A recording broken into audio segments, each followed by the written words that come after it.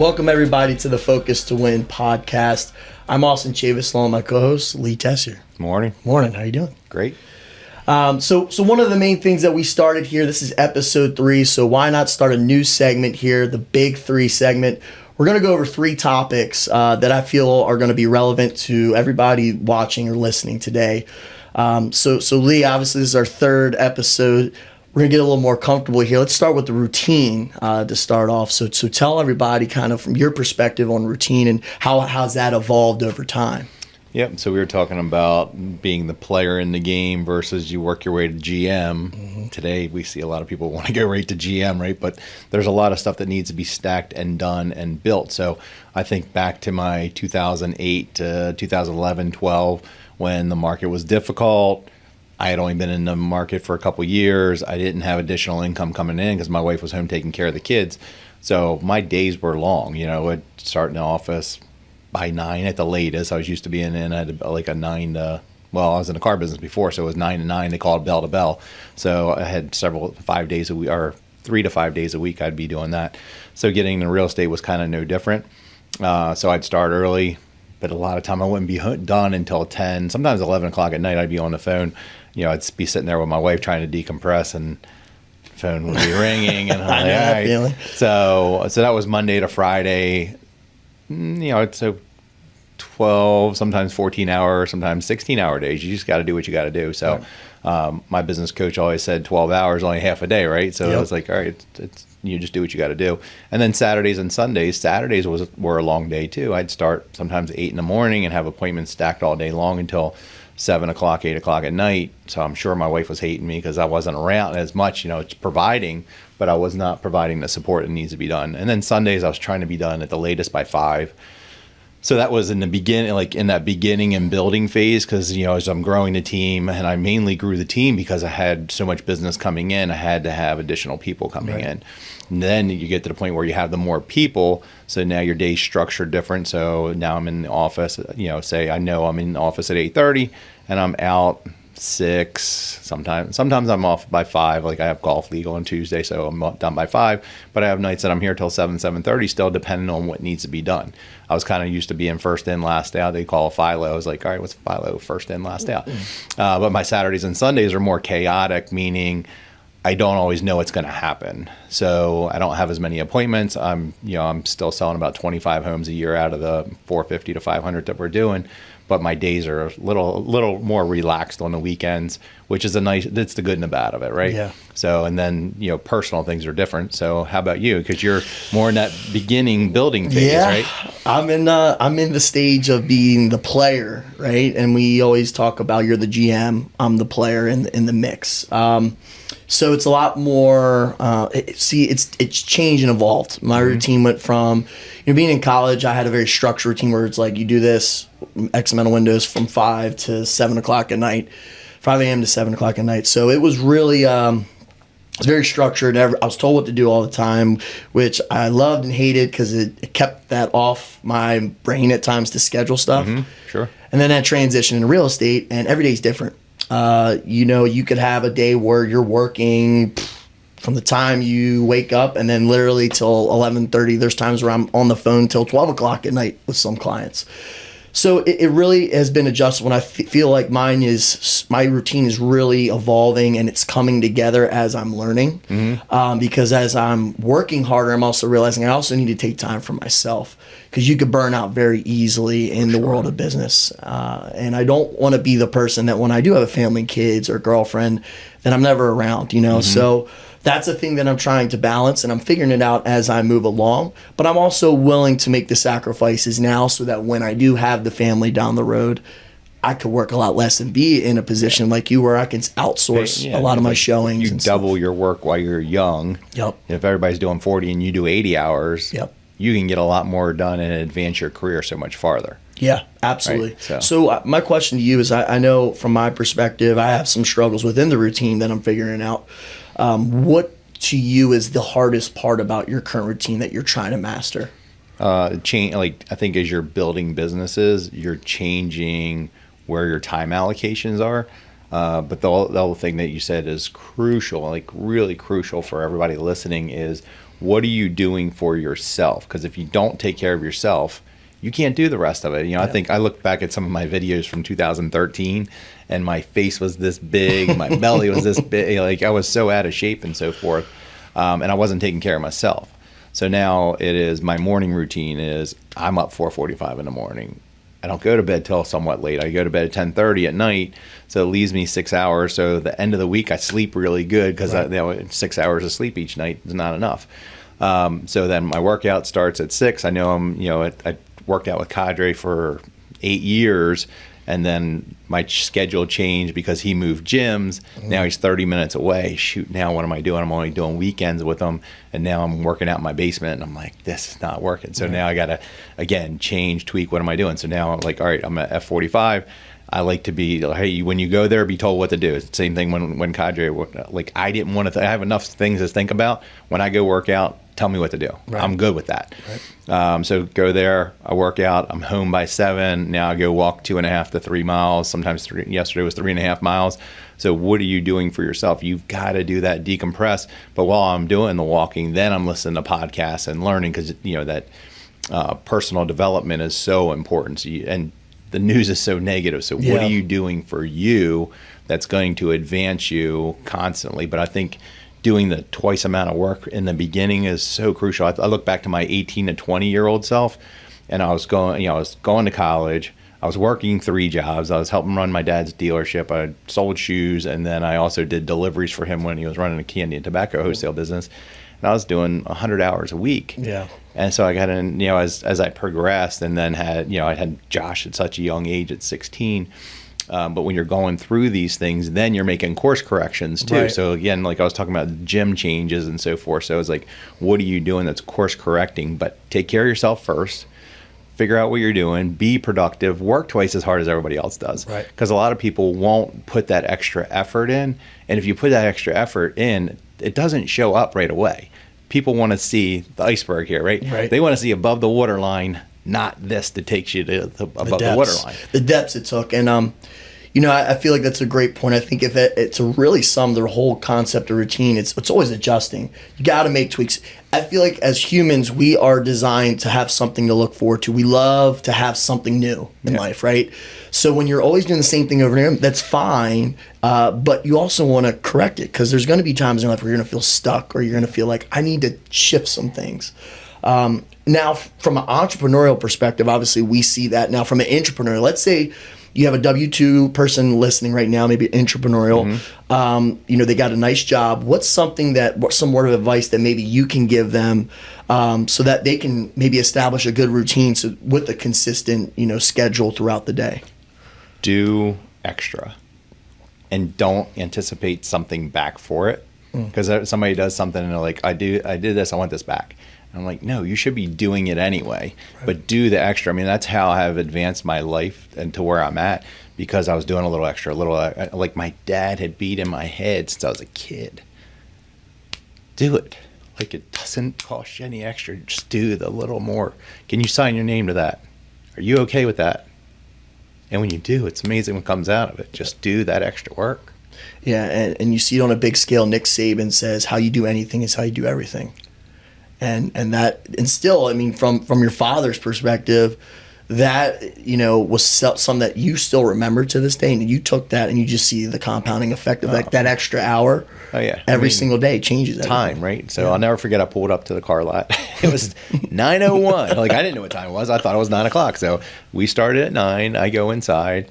I was like, morning, Mama. He's like, good afternoon. And I'm like, it's 9 o'clock. He's like, it's 9:01. I'm like, okay. And he's like, you're late. Okay. I was like, it's a minute late. He's like, you're late. Go home. You're not working today. Wow. And I was like, what? I'm 18 years old, so I was like, you're sending me home? I'm not working today? I'm like, I always work. And especially when you're working, you're still in 10, 12-hour days. And sent me home. I'm like, get home. I don't know what the hell to do with myself. So next day, you think I was late? I was at least 10 minutes early, and then so that gets instilled in you. Usually, everything that that happens to us happens from our childhood. Yeah. But you've got to course correct too. It's like you get into life. Life gets so busy, period. but what is your routines, and are they good or bad? Correct. Right. So, do I want to get up at 4:45? No. Like I the fourth day in a row getting up, go to the gym. I am so exhausted, and I'm dragging ass. But I was like, I need to do this. I know I feel better when I'm done. Correct. Right.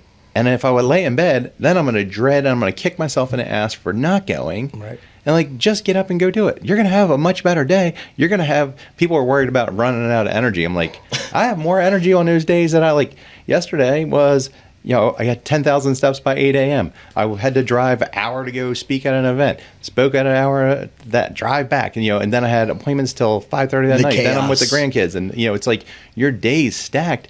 But I had energy, like, by 9:30 that night, was I I was drained, by then, and it helps you sleep better too. Because some people are like, I don't sleep good. I'm like, well, are you expelling enough energy out during the day? Right. Be productive. So I'd say going back to that, what can they do is do a little extra, work on yourself. Like it doesn't cost you. Go to YouTube, like personal development, look it up. I mean, there's tens of thousands, if not hundreds of thousands of video on, and probably millions of videos now. Like there's so much education out there that's free. Yeah. You don't need to go to college. I was listening to something on colleges the other day, and they were saying 30 years ago, when the college student comes out, they're making approximately $54,000 a year. 30 years ago. That's still what the average is. Today, same thing. $54,000 a year. That's crazy. I think they said college tuition was like $30,000 then. Now they're coming out with $180,000 in college debt. It is amazing to see, especially return on investment for the labor and the work that you put in. So why not take that extra step, regardless of maybe a lot of the failures that you're going to experience? I mean, you mentioned a lot of the stuff that you failed in the beginning taught you the biggest lessons, which leads to the next point of failure and objections. That's the second topic that we want to discuss today. So, I think over your 10-year career in real estate, over 10 years now, and then you factor into the amount of years you're in the car business and sales as general, and then working at 10 years old with your dad, what were some of the key failures that you've had, and why did you grow from that, and what was your mindset, and how has it shifted since failing from those experiences? I think there's so many if you're not failing, you're not moving forward, right? Because people get comfortable. Yeah. I was talking about something the other day, just people live in their comfort zone, and it feels good there. But are you advancing? In most cases, not. It's 17 years I've been in real estate, going on 18 in January, and I think of that as like, I look back to those beginning phases. The game was really fast. That's one of the things, as you get better at it, it slows down, just like sports. Yes. But I look also, I'm thinking of the tweaks through time. You've got to learn from your failures, and I think there's so many failures. you probably can't even pinpoint all. I was so many. I was like, you just try, and then sometimes it doesn't work, and then just get the hell back up. And I think that's so overrated. I always say the last man standing always wins.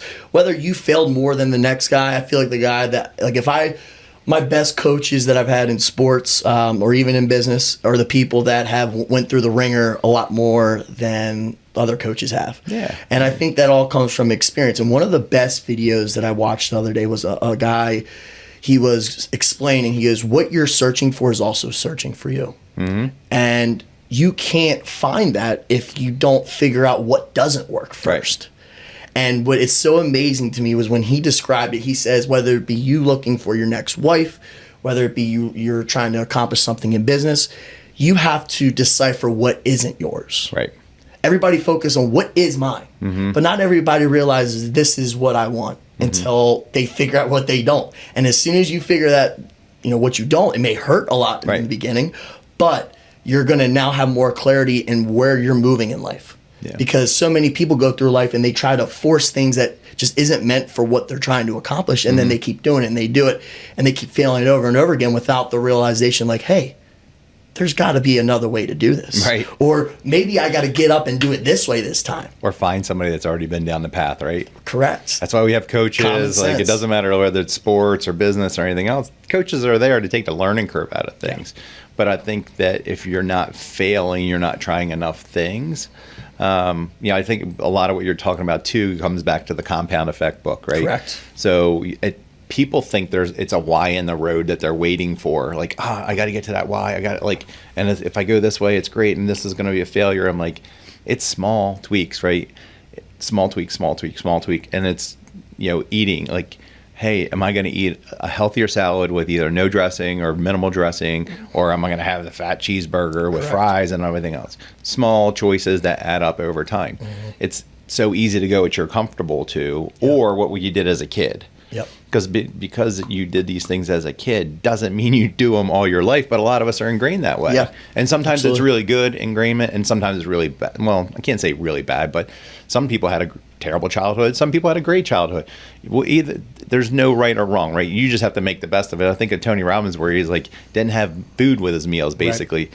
But look what he's built. He has 105 businesses. I don't know if he's a billionaire, but he's got to be. He's got plenty. Yeah. I don't know. So he's not squabbling about money. But a lot of this other stuff comes back to solving problems. I was listening to Ed Milet's podcast, which I think he has a great podcast on so much good content there. But he was talking about as you gain success and you're hoping that you have enough money and so forth, or you're building this income, you think the income is going to cause you to have less problems. But as you get success, you just have bigger problems that you're solving.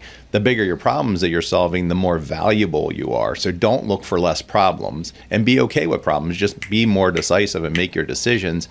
Don't sit there and hermit in it like, oh my God, this is happening to me. Yeah, it's happening to you. It's happening to you for a reason, though. Yeah. Don't always know what the reason is. You're just trying to make the best of it. Yeah. More money, more problems. Exactly. Be small. Shout out. But I think you have a great point in that when you're overcoming failures and objections, they just become more complex as you reach more success. As a little kid, your problems are, hey, I didn't get the toy I wanted, or so-and-so was being mean to me. And as you get older, it translates to the business where like, oh, I got to make sure this bill's paid too.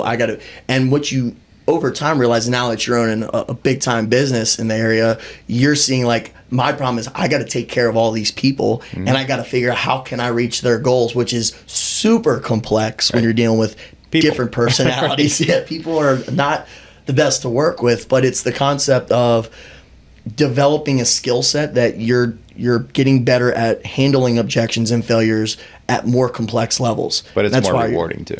Absolutely. And that's why you are where you are. But I think, again, people underestimate the small tweaks when you're going through things. You keep doing the same thing. So going back to your question earlier, if like you're a W-2 employee at a certain job, whatever else, what can you do different? Like you've got to just think like, what about if I did these couple extra things? I sent letters out that we were thinking about doing, they were talking about doing them, but we never did them. I'm going to take the initiative. I'm going to get these letters done. Let's see what happens. Or I'm going to stay. I'm going to make some extra calls. I'm going to do customer service related things.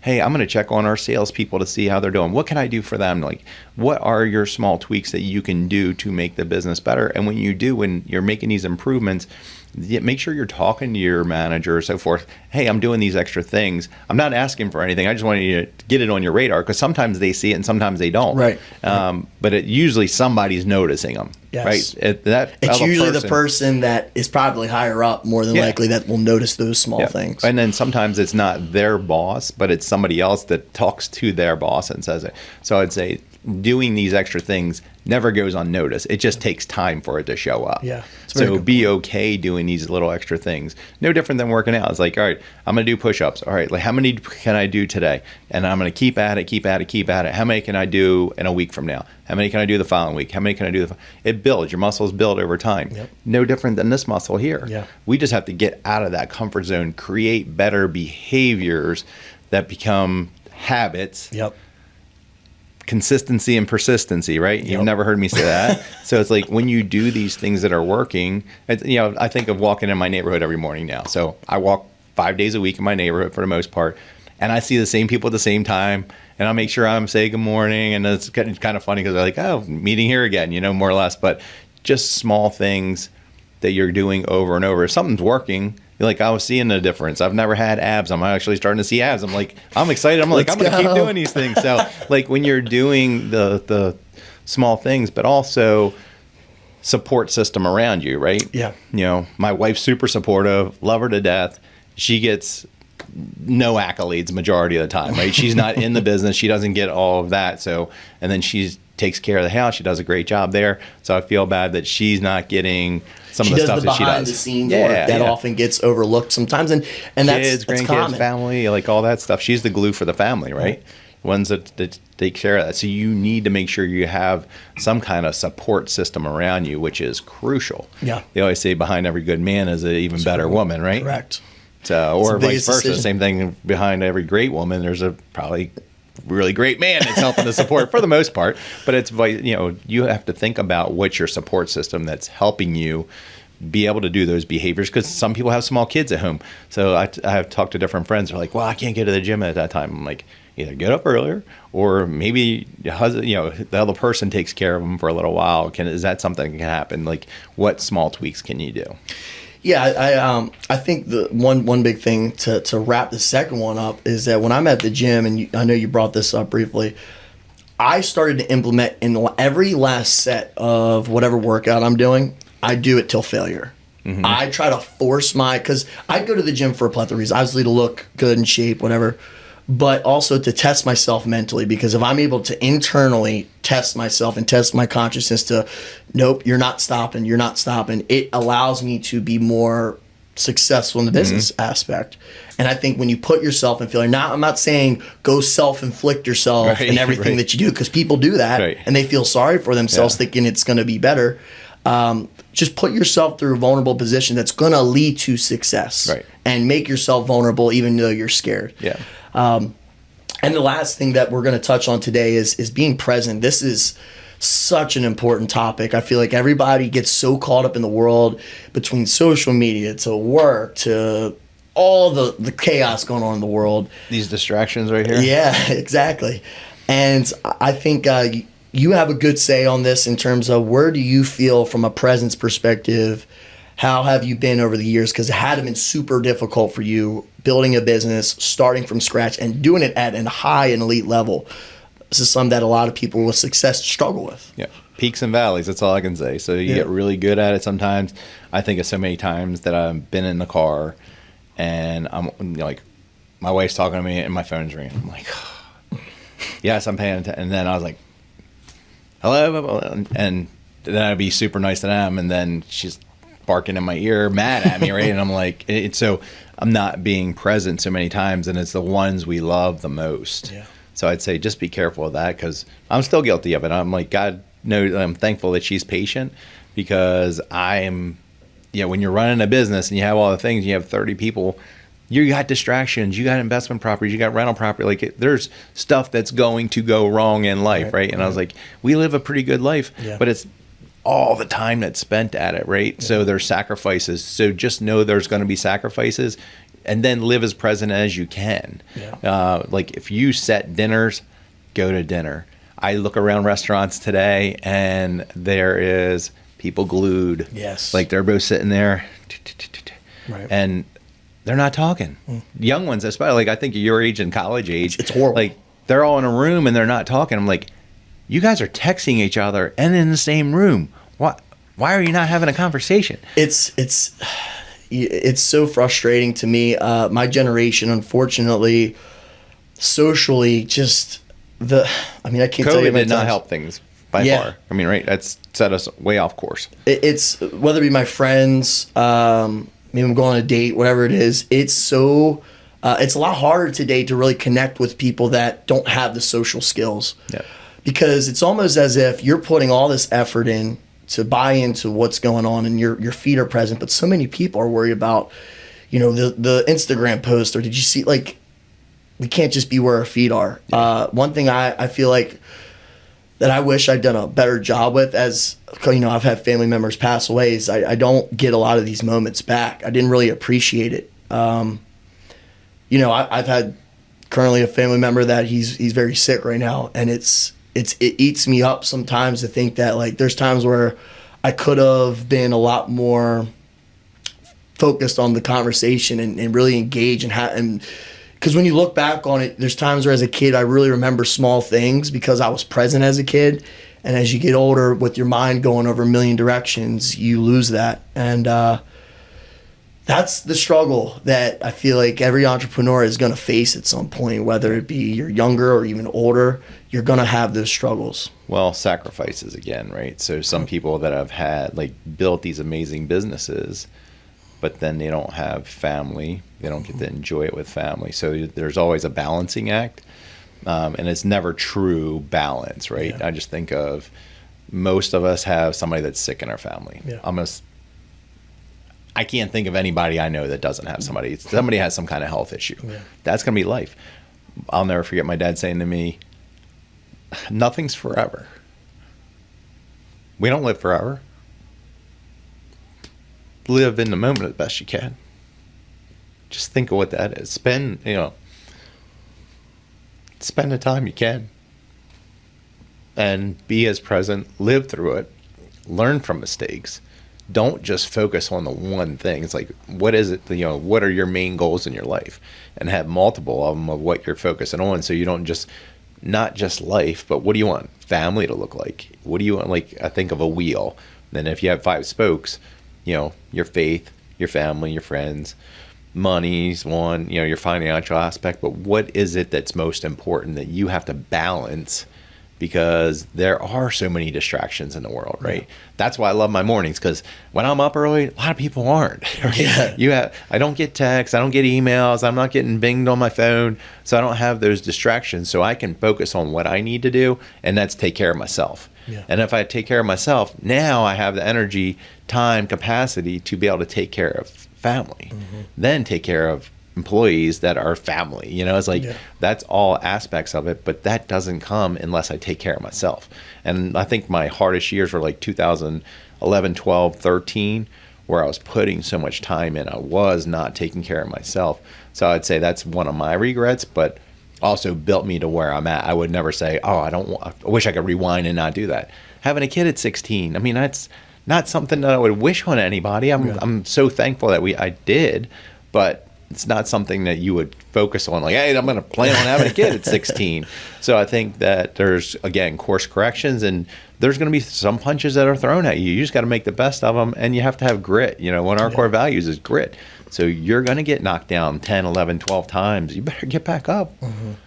So, and it's sad as being human beings that we focus on a lot of the stuff we take for granted. It doesn't come to attention until there's some sort of failure or something going wrong. And it's one of the most heart-wrenching things that when you do go through it and you see people that their time is finite, all of us are really are, we're all dying simultaneously. Right. If you lose the presence of a moment, you lose that. Like, you're going to take, when you're on your deathbed, one thing I don't want is I want to take every memory that I've had and say, I lived a fulfilled life. My grandmother, she probably the most chaotic. She has the schedule 7 days a week. She's always playing cards. She's a social being. And one thing she always told me, she's like, if I die tomorrow, I lived the best life that anybody could ask for. That's all. She says, because she remembers all the stories. She remembers stories when she was 6 years old. She'll tell me, and she'll go tell me an hour-long story. But I sit there and I'm thinking, wow, like, she was so present to remember all those aspects. And I try to take that in my life. I have not been the best at it. But I feel like every moment in your life, whether good or bad, is beautiful in itself, because it's an experience that you have, and it's only you see from your lens. I think, so I had my coaching call with an agent in Florida yesterday, and his grandfather's not doing good. So been a couple weeks, and then he wanted to take him to Orlando, so they live, driving distance. So they went there. He's like, and his team said, hey, look, we know you're going there. We got you. Yeah. Then he said he had like 4 of the best days. Wow. But being present in them, he's like, I wasn't worried about my phone, wasn't worried about business. I was worried about making memories with my grandfather. Yeah, that hits pretty hard. With you going through it right now, with yours, right? Yeah, just being, but it comes back to being present, right? So enjoy those times. Don't be like, I gotta do this. So many times I hear that, like, I gotta go spend time with this, and I'm like, do you realize how lucky you are? It's not you got to, you get to.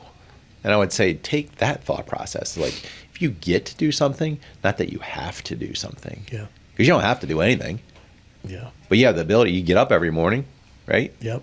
I talked about that too. So Bradley mentioned this. He says, if I were to offer you $10 million tomorrow, but I just told life you, changing money, right? Yeah, I mean, anybody would take $10 million if you just said, but the kick was you weren't going to wake up tomorrow. Would you take it? No, hell no. No one would, right? Your life is more valuable probably than $1 billion, quite honestly. Right. Oh yeah, I would. I'm not making that trade.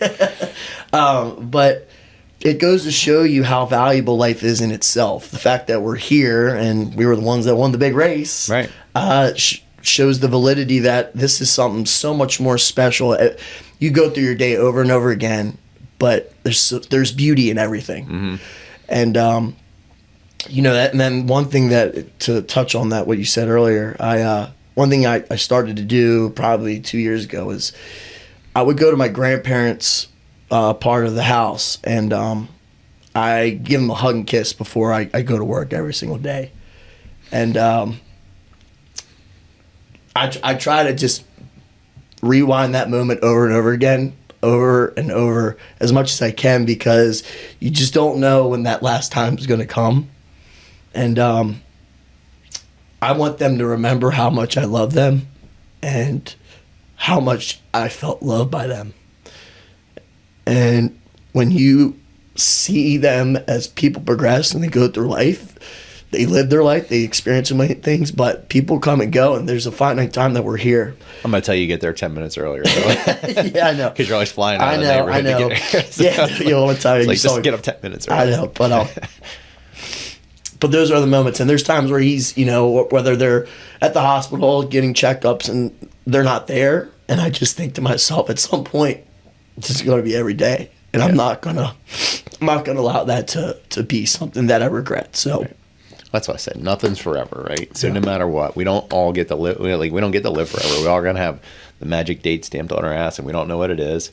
So you have to make the best of it. You don't want to have the regrets later, right? No, it's like do it, keep doing it, right? That's a habit that works, right? I mean, that's I think a routine. Yeah, that's a routine. It's a valuable routine, and you're present in the moment, and you do it first thing in the morning, where you're getting less distractions too. Yeah. So that comes back to habits.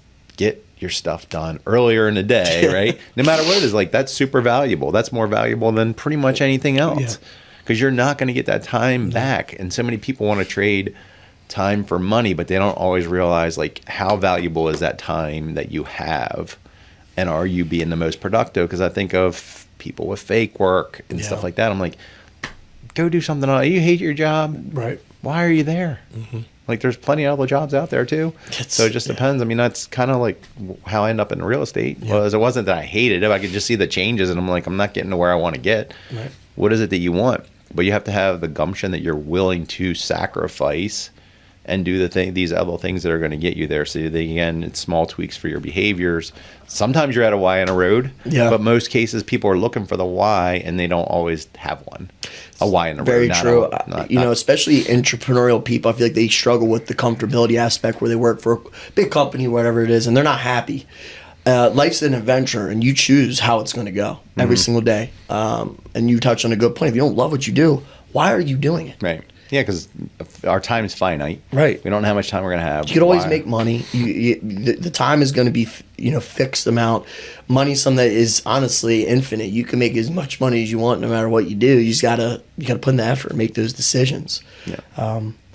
But yeah, no, I've had very deep conversation today. But it's something that needs to be brought up, right? And it's authentic. It's an authentic conversation that we often try to avoid, because it is emotional. It gets that out of you, and it's necessary. Well, these things are to get you to stop and think, right? I mean, that's what we're doing. We're trying to get you to the point of stop, think of what your behaviors are. Do you need to change them? Do you need tweaks? Are you at a Y in a road? Or, hey, if I just make these small changes, I'm going to have this huge, eventually cresting the waterline of success, right? Yeah. But also, what's your definition of a success? Everybody has a different definition. So you have to finite what's the most important. What is your definition of success? Like, your definition of success in the morning is to hug your grandparents, have that conversation with them. That's success, right? Yeah. And then now what's my success for the day? Hey, I've got to make my calls. I've got to do these things. I've got to get new appointments. I've got to get properties under contract and help my clients find homes. That's success. Correct. So you're going to have several definitions of success, but what is it that's most important for you?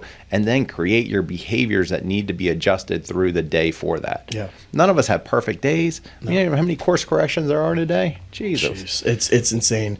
And but I think overall, your routine, whether it be your routine, being presence aligned with the routine, you're going to have the failure and objections. All this is all aligned together, which is so important to understand, right. Because regardless of what you do, nothing's going to be perfect. Yeah. You just got to keep going every single day. Be where your feet are. Make people smile more. Like those small things that are going to make you fulfilled. It's such small difference. And it doesn't cost you anything to smile and be nice, right? No, I mean, just I think of walking and I'm smiling, I'm waving people. I'm like, that doesn't hurt. Like most people, you're not getting people who are like, oh. Yeah, they're not giving you the finger. They're like, right. Oh, how are you? And it just opens the door. Like you don't know where conversations go. Just say hi. And you're in a grocery store, I see people like walking by each other, won't even smile. I'm like, it doesn't cost any extra to do this. Be the difference. Be the difference. Be nice. Be magnetic and energetic. So, all right. So. Yeah, well, listen, everybody, I greatly appreciate you guys tuning in this episode. I know it was very emotional, but I hope that you all appreciate it. If you feel like you got any value out of this, please share the show. We're building a decent amount of audience now. We would love for you to tag it along to your friends and family. Thanks for watching. Thanks, guys.